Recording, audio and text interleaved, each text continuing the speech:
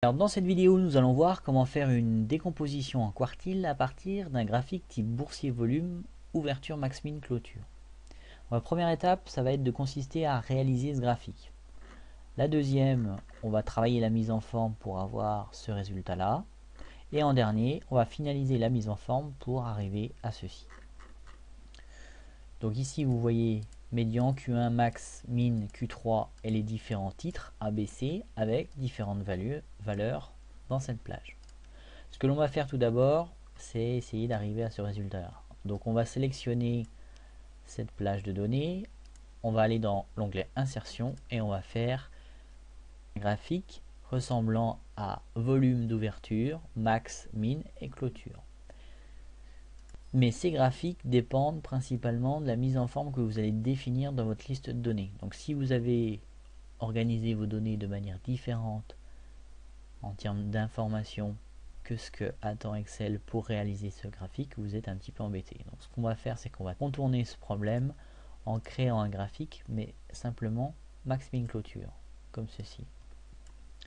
Par rapport à ce graphique max min clôture, vous voyez ici les titres et ici la série de données, on va intervertir pour avoir ici les médians Q1 max min, et enfin on va modifier le graphique pour arriver à avoir celui-ci, et là les informations passent. Donc ensuite ce que l'on va faire, puisqu'on a fini l'étape 1, c'est réaliser ceci. Pour réaliser ceci, il y a aussi une petite astuce. Tout d'abord, on va travailler sur la mise en forme de l'axe avec un clic droit. On va uniformiser pour avoir la même valeur max au niveau de notre axe vertical, comme ceci. Ensuite, ce que l'on va faire, c'est travailler sur le médian. Le médian étant celui en bleu, et le médian est celui où on va vouloir mettre un marqueur. Pour faire ce marqueur, on va être obligé de changer de type de graphique. Et on va modifier le type de graphique pour avoir une courbe. En faisant ceci et en sélectionnant cette courbe, on va avoir accès, dans mettre en forme une série de données, à l'option des marqueurs. C'est ce changement de graphique qui va nous permettre justement, en faisant comme ceci, d'afficher un marqueur. Donc je vais ensuite dans disposition, vous voyez que votre série médian est gérée comme ceci.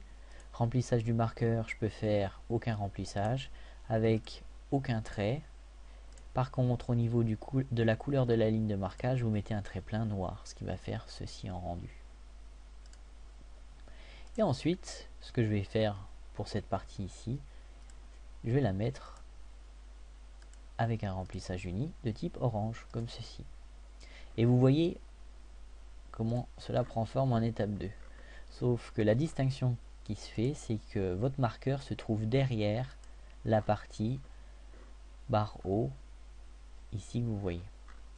Nous, on veut notre marqueur devant. Donc pour cela, on va être obligé de supprimer la série médian, la sélectionner comme ceci, faire un CTRL-C, et aller sélectionner une des séries et faire un CTRL-V. En faisant comme ça, vous insérez votre médian à la fin de votre liste de données. Et ensuite, il vous suffit d'aller dans disposition série médian, la sélectionner comme ceci et mettre en forme la série de données avec les options de marqueur qu'on avait prédéfinies. Le trait, une taille à 65, aucun remplissage, aucun trait et un style de marquage avec un trait plein comme ceci. Et vous arrivez à un marqueur, mais celui-ci est devant cette fois-ci. Ensuite, je vais supprimer mon axe,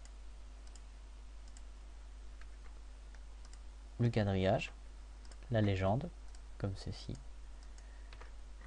pour arriver à un résultat proche du résultat final.